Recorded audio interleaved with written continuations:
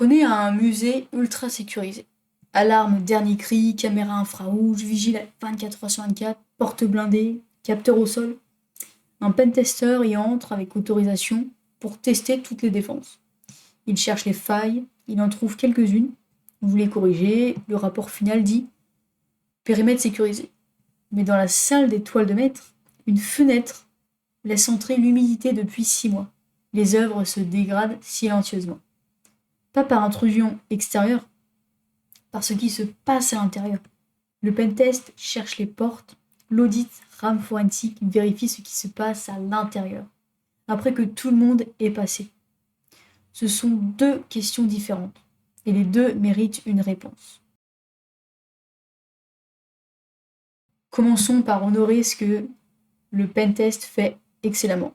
Parce qu'il fait beaucoup de choses bien, effectivement, un test d'intrusion simule le comportement d'un attaquant externe. L'équipe cherche des vulnérabilités exploitables. Injection SQL, XSS, mauvaise configuration, endpoints exposés, secrets dans le code. Tout ce qu'un attaquant réel chercherait. OWASP publie le WSTG Web Security Testing Guide qui standardise ces pratiques. L'ANSSI qualifie les prestataires via le référentiel PASI. DORA a introduit le TPLP, donc Threat-Led Penetration Testing, pour les établissements financiers, qui va encore plus loin en basant les textes sur des renseignements réels sur les menaces. Un bon pentest vous dit ce qu'un attaquant externe peut faire pour entrer. C'est une information précieuse, c'est une information nécessaire.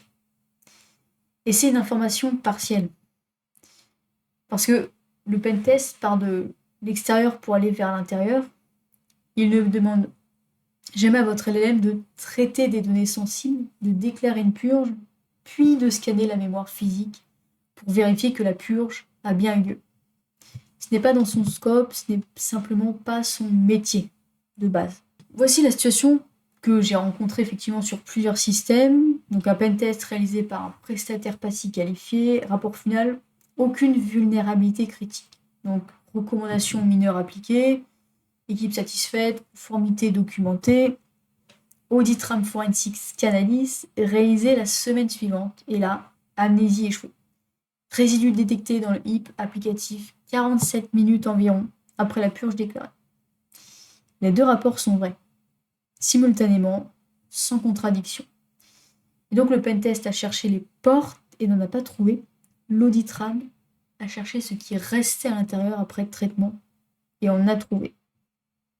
Deux questions différentes, deux réponses différentes, les deux nécessaires. Donc DORA article 25 impose le TLPT pour les établissements financiers significatifs.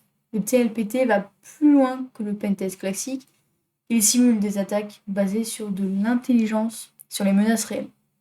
C'est plus complet et il reste focalisé sur les vecteurs d'intrusion et de compromission. L'IACT article 15 impose au système IA à haut risque d'être robuste face aux tentatives de manipulation, aux attaques adversariales, aux tentatives d'extraction de données. Ces vecteurs ne sont pas couverts par un pentest réseau classique.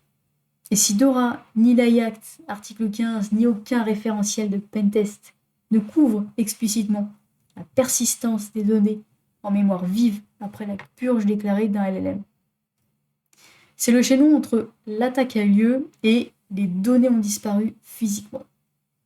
L'ANSSI recommande l'audit de sécurité avant déploiement, règle 23. Scanalysis est la couche RAM de cet audit. Elle ne remplace pas le pentest, elle complète ce que le pentest ne couvre pas. Je ne veux pas que vous sortiez de cette vidéo avec l'idée que le pentest n'est plus nécessaire. Bien évidemment, il est essentiel et que le pentest et l'audit RAM forensique répondent à deux questions différentes et que les deux méritent une réponse. Donc le pentest, comment un attaquant peut-il entrer? L'audit RAM, une fois que les données ont été traitées, qu'est-ce qui reste? Donc, dans une posture de sécurité mature pour les LLM en 2026, les deux coexistent. Le pentest annuel ou semestriel pour les secteurs réglementés et l'audit RAM forensique à chaque déploiement significatif d'un LLM et après chaque mise à jour majeure. Votre pentest cherche les portes, c'est son travail, il le fait bien. L'UITRAM forensique cherche ce qui reste à l'intérieur une fois les portes fermées. Donc évidemment, ce n'est pas le même travail. L'un sans l'autre laisse un angle mort. Mais les deux vont ensemble, et c'est la sécurité complète d'un système LLM en 2026. Le H ne ment pas.